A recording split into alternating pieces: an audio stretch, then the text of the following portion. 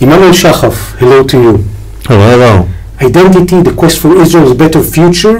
When you're seeing what is happening in Israel right now, and you're seeing all the demonstrations, what is the better future of Israel according to your estimation for the coming weeks or months? Well, I think the attempt by the government to pass the laws which would basically cause the Supreme Court to be irrelevant will not pass. They will not pass. I think the demonstrations were big enough and for long enough, and are still possible to be revived when necessary, but I made it clear to the government that they can't get that legislation through if they want or not. Doesn't make a difference. This won't go.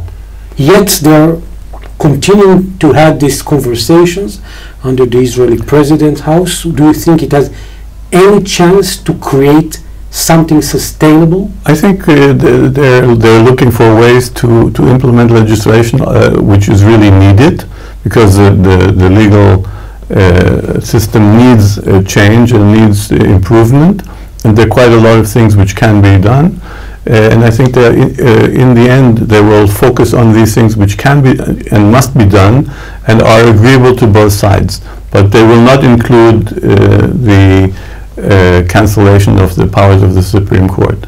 It would not include. It will not include, and also will not include the hijacking of the committee to appoint the judges. So that won't be part of the... Would you say that this estimations of yours is 100% or 50-50? No, it's not. It's. I think I would say it's 90%. Okay. 90%. Yeah, it's 90%. I'd be very surprised if the government gets through with any of these objectionable legislation attempts. And what made this assumption, understanding that all the demonstrations were so powerful that Benjamin Netanyahu didn't have the power to go all the way through? Yeah, well, first of all, the legislations were very powerful, but not only that, the elites, most of the country's elites, if not all of them, were opposed, and the government cannot rule without the elites. Definitely cannot pass such strong legislation without the elites, and the elites are not with it. And the sounds that are coming from the United States, from Biden's administrations, from Jewish communications, means of communications and communities, do you think that it's something that rings a bell that this is final, it won't happen? Yeah, I think that's indicative also. The fact that there's no support for this from anywhere, not from outside the country, not from inside the country. There's limited support, not enough to make it go through. And of course the economic aspect, which is vital in this context.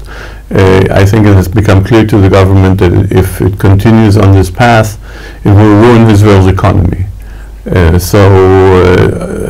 No sane government will continue on this path. You know, it's interesting because Arab Israelis are not coming to those demonstrations. Yes. Well, one of the big problems of the whole setup, the way it's playing out now, is the complete denial of the existence of the Arab population. Denial. It's literally denial. Other than asking here and there, why aren't the Arabs part of the demonstrations, which is in itself is curious, because everybody, who cares about the Arabs? All of a sudden we care about them. Okay, that's but the fact that the Arab population right now is in a terrible period of violence, internal violence, which is mostly because it's being ignored by Israel, by the Israeli body politics, and also by the Israeli population. When you're saying ignored in violence, please draw the line in between these two dots. How do you see that reflects into that? Is it frustration? I think, yeah, it's in a way it's like a child who is being ignored and he's acting up. Okay, now this is I mean, acting up in a very violent way, and I think eventually this is what we're talking about. We're talking about a part of the population which is systematically being ignored, has been ignored for a long time, at least has not been given the attention it needs. Okay, It's not been totally ignored, but now also as part of the demonstrations and as part against it's been almost completely ignored. What might happen if this kind of ignoring will continue by this? Well, the violence will increase, and there's a danger that we will return to this situation we had in May last year, where we had in the mixed cities we had literally almost civil war between Jews and Arabs. So the violence might get off the internal Arab population, it might turn towards the Jews, although that's going to be limited. But it's bad enough if it's inside only the Arab population, because the numbers are scary. Who has let's say the willing to make this kind of putting down these subjects? It's not in the means of communication, it's not in the government, it's less in the budget. So basically, who is putting it out of this circle of communication? The fact that it's almost in a consensus, okay, that the denial is in consensus, okay. The denial is in consensus. It's a subject which doesn't bring rating in the media, okay, or except maybe for here and there some criminal cases, but not as a general subject.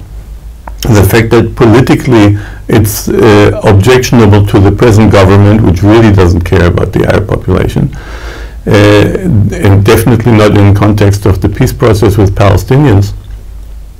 So there's just no reason why to deal with it, and that's why it's going to blow up. You know, you're leading the Federation ideas for many years in Israel, also overseas, and right now they're rising up new programs of federating and creating kind of separations in between the populations here in Israel, the different variety of cultures and faith. What is the difference between the programs that you are leading towards the newcomers? Well, the newcomers mainly thinking about federations, how to split up the populations into how to separate them into different cantons. Everybody has his own canton, can live on his own in his own cultural environment. The federation that we propose is a federation of basically of coming together, okay, that all the cantons are mixed cantons, okay. The fact that there's a majority is technical, but they're all mixed cantons, and the idea is to live together and to find common ground, not to separate. Some people say you might be a bit naive, because people here maybe they don't want to live together. They want this kind of separation. Possible? First of all, I'm certain it's possible. It takes an effort, but I think the effort to live together is a lot easier and a lot more positive than the effort to split up. It's also a lot more beneficial, because when we are together, we have a lot more to contribute, both to each other and to the world. And when we separate, we're just going to shrink. That's all that's going to happen. So you think that the alternative that you're offering and living for so many years is here and now, even in these kinds of demonstrations and separations, can create oneness, the one Israel together? It's here and now, especially it's here and now, because I think it's literally the only alternative. None of the things that have been proposed or that are being talked about are real serious alternatives to resolving the conflict. Okay, and we embrace the conflict in the sense that we use the federation to resolve it, and that'll be the only way we can make it happen. Another good news. One good news for the finalizing of this report. The Arab version of my book is being published in Amazon, so that's a good thing. So it's up, it's in the air, it's available. It's available in 3 languages, also in Arabic. And what do you feel about that? The fact that all 3 versions, all 3 languages, it's a huge journey. It's out there. They're all talking about unification. All their 3 covers, 3 interior parts, all available for the world. Well, that's my goal, to enable everybody to see it and to read it and hopefully to support us. people that want to be part of the supportive part of the community or the federation. Contact us through Facebook, by either to Emanuel Shahaf or to Identity, the Quest for Israel's Future, or the Federation Movement. Emanuel Shahaf, I want to thank you very much. Thank you.